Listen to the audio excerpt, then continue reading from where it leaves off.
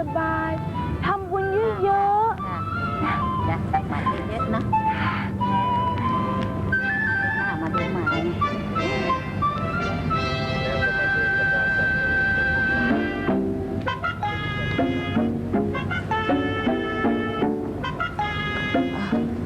เอาตรงนี้ดีกว่าว่างนะ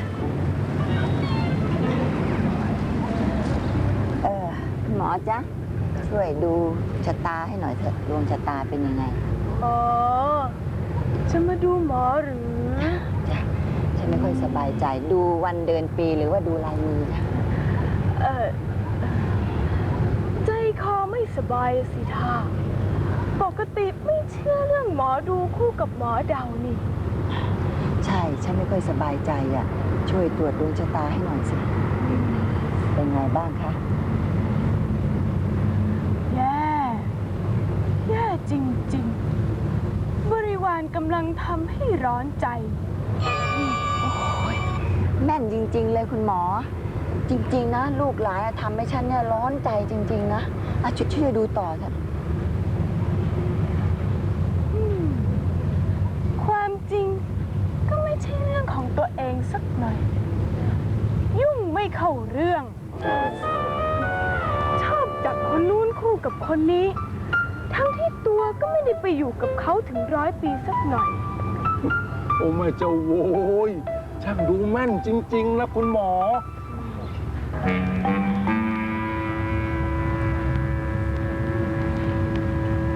หลานสาวหนีออกจากบ้านใช่ไหมมันก็ทำนองนั้นแหละค่ะไม่ต้องไปตามเขาหรอกปล่อยเขาไปเถอะเขาจะอยู่ยังไงมีแต่คนบังคับใจเขาทั้งนั้นจู่ๆก็ให้เขาแต่งงานกับคนที่ไม่ได้เห็นหน้ากันสักหน่อยจะแต่งได้ยังไงผมเริ่มผมงอกแล้วน่าจะมีความคิดสักหน่อยหญิงการนี่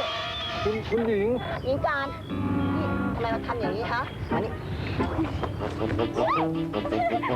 มาแล้วไม่อยากตัวดีๆนะนี่จะดักตรงนู้นไปดักไว้ดักไว้ดักไว้ดักไว้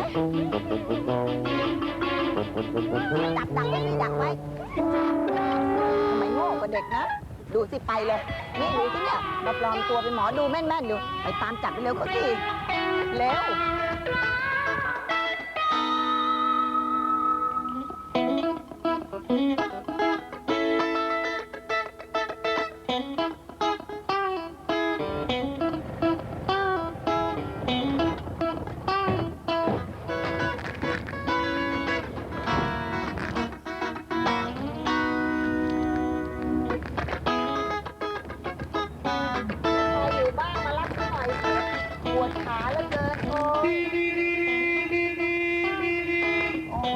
อยู่ตรงนั้นบ้างโอ้ยไม่ไหวปวดขาแล้วเกินโอ้ยฉันเดินเมื่อยไปหมดเลยวิ่งมั่งเดินมั่งโอ้ยเป็นอะไรครับเนี่ยคุณป้าไปทำอะไรมาครับท่านหญิงไปวิ่งออกกำลังที่วังสารลมมาครับฮะไปวิ่งออกกำลังกลางวันแสกๆเนี่ยเหรอครับใครบอกเล่าแหมฉันไปวิ่งออกกำลังได้ยังไงกันฉันวิ่งไล่ตีหญิงการต่างหากล่ะอะไรครับอะไรครับเป็นอะไรครับท่านแม่แม่ไปวิ่งไล่ตีหญิงการมาสิที่ไหนครับท่านป้าพบหญิงการที่ไหนครับที่วังสลาลมนี่อ่านทำตัวเป็นหมอดูนะฮะหมอดูเนี่ยนะใช่หม่อมราชวงศ์หญิงกันติมากนกจันทร์นอกจากจะถูกไล่ออกจากวังแล้วนะยังนี่อ่านทำตัวเป็นหมอเดาอีกนี่หน้าฉันนี่นะจะเหลือแค่ไม่ถึง2 นิ้วแล้วโอ้ยไม่ไหวเวียนหัวมันร้อนแล้วเวียนหัวเข้าบ้านก่อนครับจะดมครับเวียนหัวจะดูโอ้ยมึนไปหมดเลยหมอดูแล้วหมอดูแต่จริงๆเลยหนีออกจากบ้านจะเป็นหมอดูหมอเดาแต่คนเศร้าเสียทุกวีวันเหนื่อยใจแต่ป่วยการรู้ไม่ที่เอาไป100,000ก่อนนะคะถ้าลูกทางดีขึ้นค่อยซื้อเพิ่ม ผมรับรองเลยนะครับว่าภายใน 6 เดือนเนี่ยคุณอ้อนจะต้องรวยแน่ๆ ถึงตอนนั้น ทุกคนจะต้องยอมรับในตัวของคุณอ้อน ดีค่ะ อ้อนอยากจะเห็นหน้าคุณแม่กับยายรุ่งแม้แต่ท่านอนันต์ยังไม่เห็นด้วยกับอ้อนเลยค่ะ ที่จะมาลงหุ้นกับคุณมาร์คเนี่ย ท่านอนันต์ ค่ะ ท่านอนันต์ แล้วท่านรู้ด้วยเหรอครับว่าเรื่อง อ๋อ ก็คุณแม่ไงคะ คุณแม่เขาปรึกษากัน แล้วท่านว่าอย่างไรบ้างครับ ท่านก็ไม่เห็นด้วยนะสิคะ แต่ก็ไม่ได้ให้เหตุผลว่าเพราะอะไร ก็ยังชั่วนะ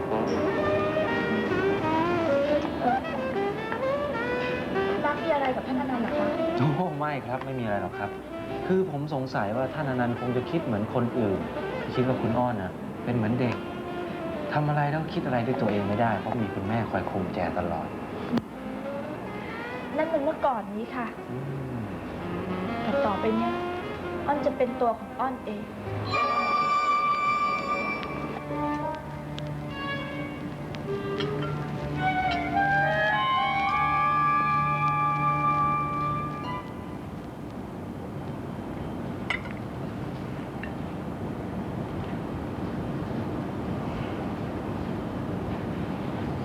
เป็นอะไรอะครู ทำไมถึงไม่ทานข้าว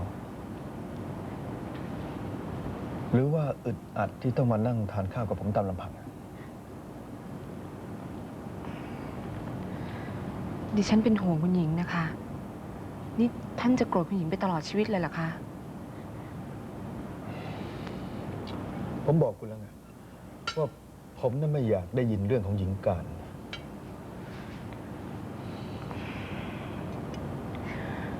คุณหญิงเธออาจจะดื้อ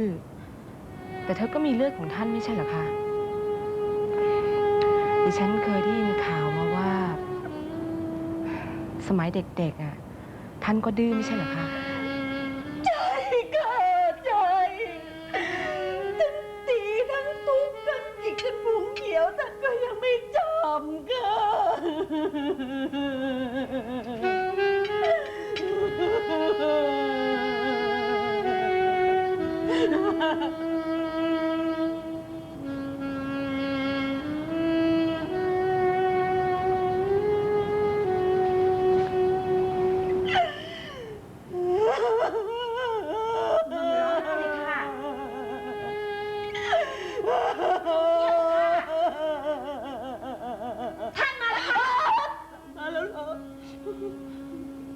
ท่านยังไม่หายโกรธคุณหญิงเลยค่ะ ทำไงดีล่ะคะ ฉันก็ยังไม่รู้เลย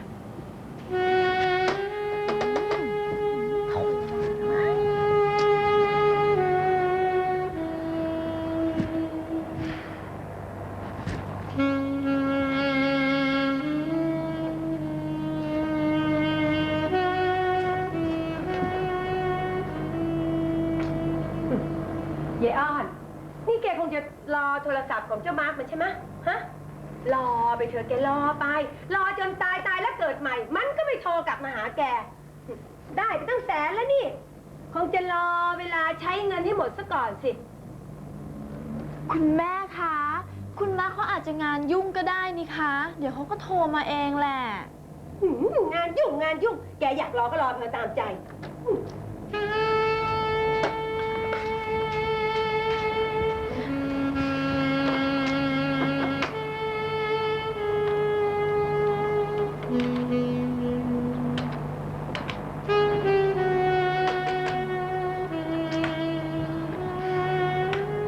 อย่าไปรอเขาเลยอ้อน เขาไม่โทรมาหรอก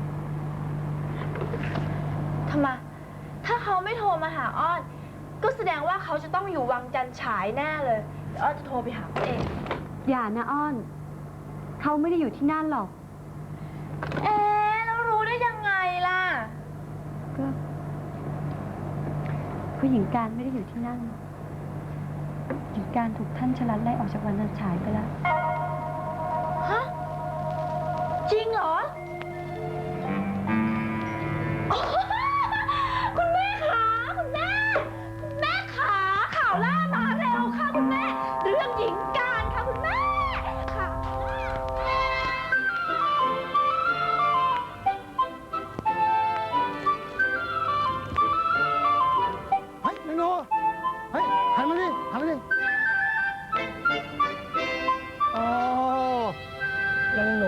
ที่เราแจ้งความเท็จเรื่องท่านชายอนันทนินใช่ไหมแหมมานี่หลายนักเราเนี่ยต้องจับฐานแจ้งความเท็จต่อเจ้าพนักงาน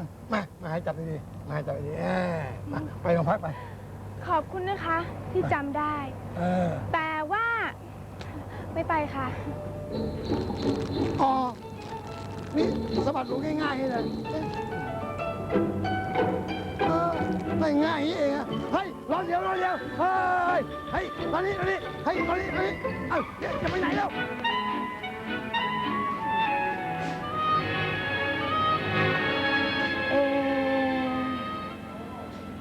มาล้อเดียนอะไรฉัน อะไรล่ะอยากรู้ว่าจ้า ก็ป่านนี้ทำไมคุณหญิงยังไม่กลับมากินข้าวกินปลาอีกนะ อ๋อ เฮ้ย นี่หรือว่าคุณหญิงถูกรถชนตายไปซะแล้ว โอ้โหนี่เมียจ๋า ถ้าหากว่าคุณหญิงถูกรถชนแล้วก็เมียเตรียมเงินไว้ซ่อมรถได้เลยละจ้า พูดป่ะ ทำไมละจ้า ฉันที่เป็นห่วงคุณหญิงอยู่ด้วยนี่ก็พูดล้อเล่นอยู่ได้ อ๋อ เป็นห่วง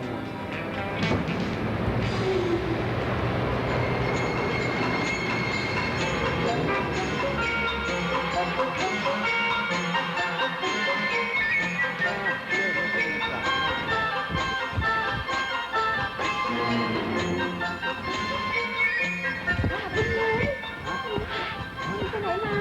สายไปไหนมาคะเนี่ยไม่มีใครมาเนี่ยมันออกไปไหนเลย อย่าเพิ่งถามสิเนี่ยถ้ามีตำรวจมาถามหาหญิงนะ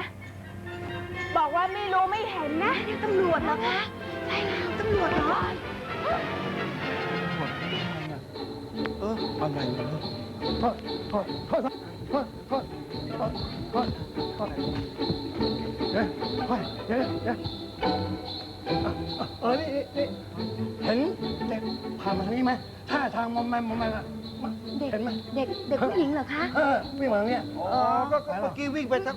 โอ้ย ไม่เห็นค่ะไม่เห็น ไม่เห็นเลยค่ะ ไม่เห็นจริง ๆ ค่ะ เห็นแต่ไอ้เท่าส้วมซึมอยู่เนี่ยค่ะคนเดียวเนี่ยไม่เห็นไม่เป็นไร คุณตำรวจคะถ้าเกิดเห็นจริงๆเนี่ยนะคะคุณตำรวจจะจับในข้อหาอะไรคะ โอ้ยหลายจะโทงเดี๋ยวขอนั่งหน่อย เชิญผู้กองนั่งเลยครับ เฮ้ยอนาคตนี่ไอ้ที่แจ้งข้อหาเนี่ยมันโทษฐานหลอกลวงต้มตุนแล้วแจ้งความเท็จแล้วก็จรจัดว้ายเอาละนี่ไม่เห็นไม่เป็นไรนะครับค่ะฉันจะไปดูทางอื่นต่อไปนะครับนี่อ๋อนี่ถ้าหากว่าเห็นนะครับรีบแจ้ง191ทันทีเลยแจ้งนะรีบแจ้ง191ทันทีครับ 1 หน้า 1 หลังนะ9อยู่กลางนะฉันไปไป1 หน้า 1 หลัง ส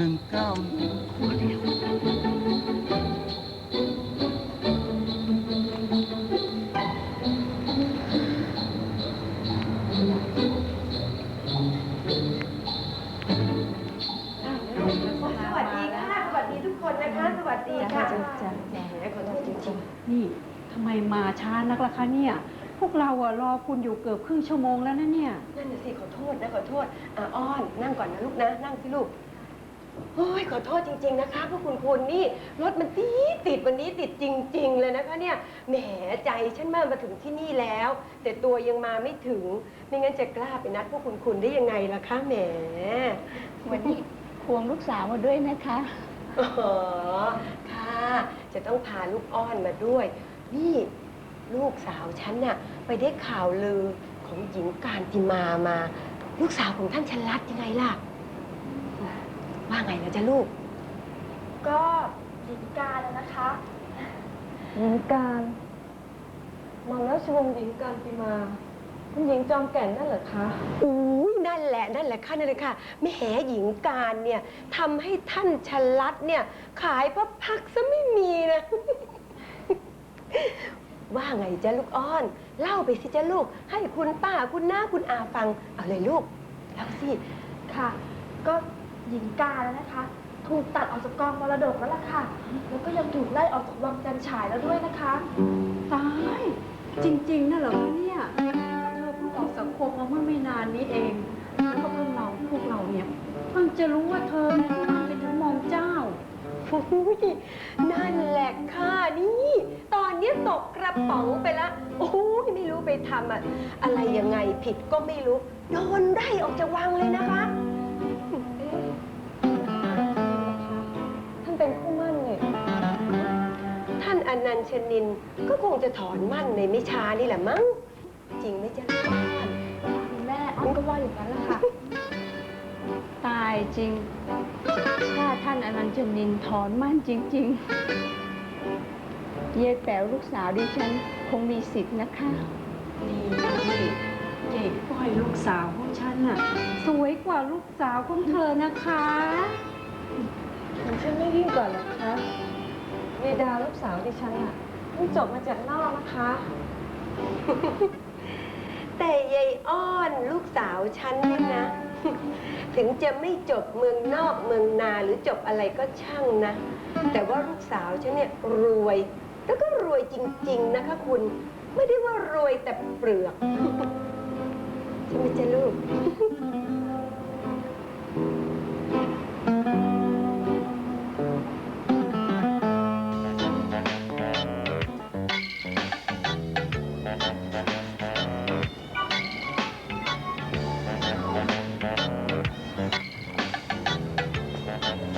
นี่ตัวเองจริงเหรอที่ท่านอนันต์จะถอนมั่นกับหญิงการแล้วนะ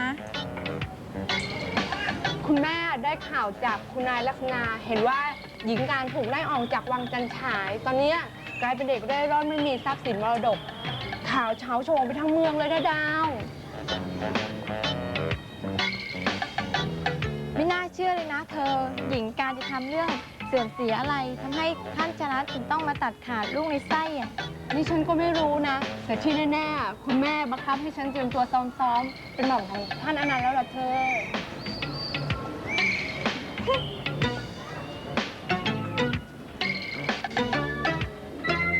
คุณทำใจได้ยังไงนะ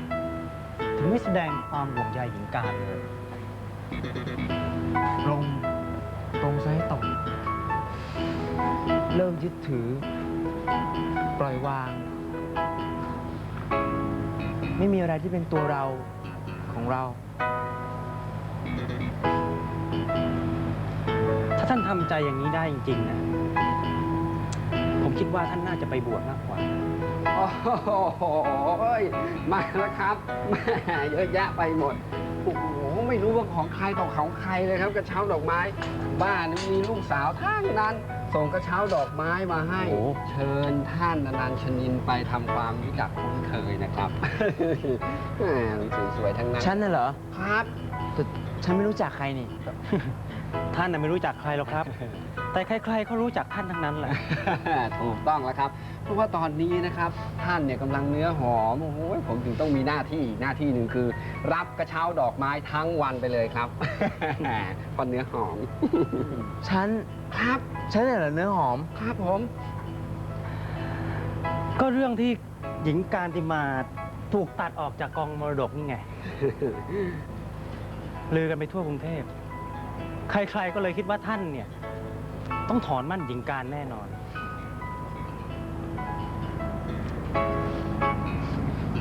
ผมเนี่ยครับจะถอนมั่น ก็ใช่อะสิครับ ในฐานะที่หญิงการติมาเนี่ยทำแต่เรื่องที่เสื่อมเสียกิตติยศของท่านตลอดมาเลยครับ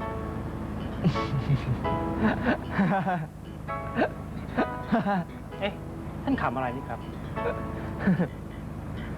ผมว่าขำเรื่องข่าวลือนะสิ ที่เอาว่าผมจะถอนมั่น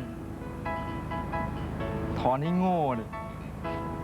อยู่เป็นคู่มั่นหญิงการติมาอย่างเงี้ยดีแล้ว จะได้มีสิทธิ์ดัดสันดานไซะให้เข็ด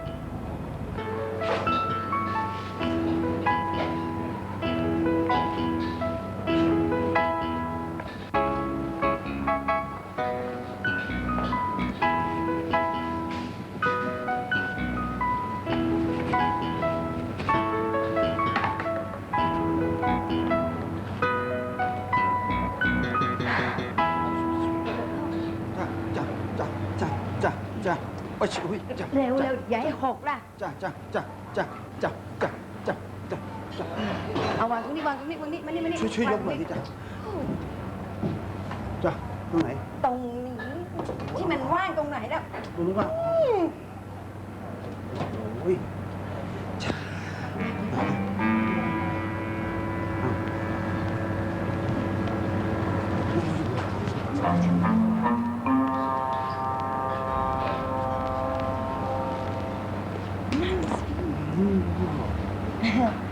คุณหญิงคะ ครับ คุณหญิงอยากจะกลับบ้านแล้วใช่ไหมล่ะคะหืม เปล่า อยากกลับบ้านก็บอกมาเถอะครับ ไม่มีใครว่าอะไรหรอกครับ นั่นสิคะ เป็นเด็กเป็นเล็กอะครับทำอะไรก็เดี๋ยวก็ด่าก็เบื่อง่ายอะครับ ทำไมถึงมีคนคิดว่าหญิงยังเป็นเด็กอยู่อ่ะ โอ้คุณหญิงคะ ก็ดูการกระทำของคุณหญิงสิคะ ไม่เห็นเป็นผู้ใหญ่ขึ้นมาเลย คุณหญิงน่ะมีคู่หมั่นแล้วนะคะก็ยังทำตัวไม่รับรู้อะไรสักอย่างเลยอะ ไม่เห็นอยากจะมั่นกับใครเลย ดีสิ ถอนมั่นหญิงอะหญิงจะได้ไม่ต้องแต่งงาน อะไรกันคะคุณหญิง คุณหญิงรู้ได้ยังไงครับ ว่าท่านอนันต์ชนินจะถอนมั่นนะครับ หญิงรู้ว่ามีคนปล่อยข่าวลือให้หญิงเสียหาย รวมทั้งเรื่องที่ท่านอนันต์น่ะจะถอนมั่นหญิงอ่ะ ใครกันคะที่ปล่อยข่าวหืม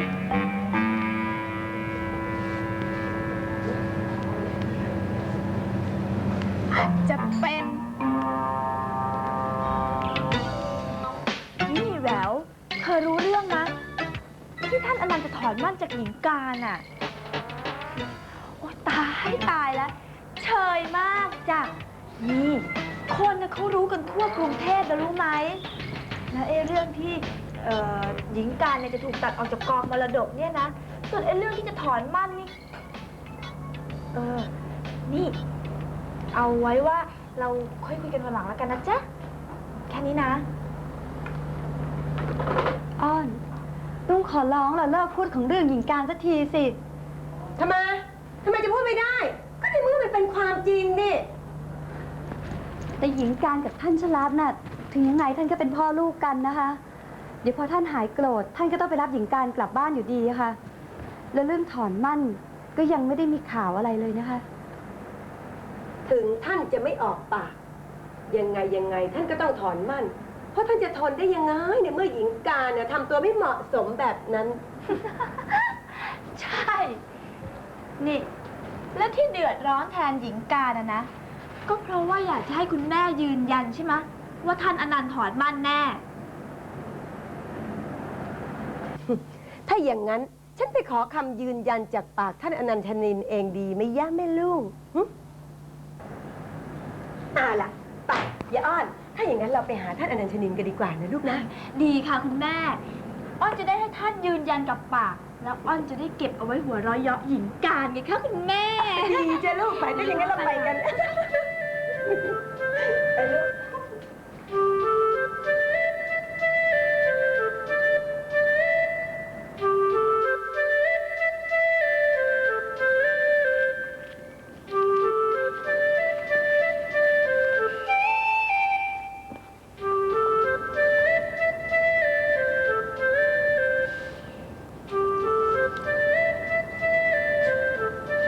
ผมน่ะเบื่อนะเบื่อไอ้ข่าวลือนี่ซะจริงๆเลยผมไปทางไหนก็มีแต่ผู้คนก็พูดแต่เรื่องหญิงการคุณเห็นไหมว่าไปทำเสียหายนี่ขายหน้ามาถึงพ่อถึงแม่ท่านปู่ท่านย่านอนอยู่ดีๆนี่ก็พลอยถูกขุดขึ้นมานินทา งั้นท่านก็ไปรับคุณหญิงกลับบ้านสิคะ เด็กดื้อ ถ้าขืนท่านปล่อยทิ้งเอาไว้เนี่ยท่านอนันต์อาจจะ เรื่องท่านนั้นนี่ก็เหมือนกัน พูดกันเป็นคุ้งเป็นแควว่าจะถอนมั่น ถอนมั่น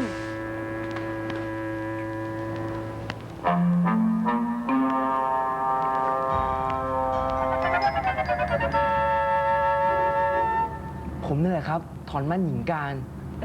ค่ะดิฉันได้ข่าวมาอย่างนั้นนี่คะท่าน และเป็นข่าวที่เชื่อถือได้ด้วยนะคะท่านขา เนี่ยนะคะ ดิฉันเนี่ยเห็นใจท่านจริง ๆ ค่ะ ไอ้นิสัยใจคอเนี่ยนะคะ ก็ไปกันไม่ได้ นี่นะคะ ทางออกที่ดีที่สุดเนี่ยนะคะ ท่านก็คือถอนมั่นนี่แหละค่ะจะลูก จริงค่ะคุณแม่ เมื่อก่อนเนี้ยหญิงการอาจจะทะนงตัว เพราะว่าตัวเองอยู่ในชาติตระกูลที่ร่ำรวย แต่ตอนนี้ก็ถูกตัดออกจากกองมรดกแล้วนี่คะ อ้อนอยากจะรู้จังเลย ว่าตอนนี้หญิงการเขาจะทำหน้ายังไงนะ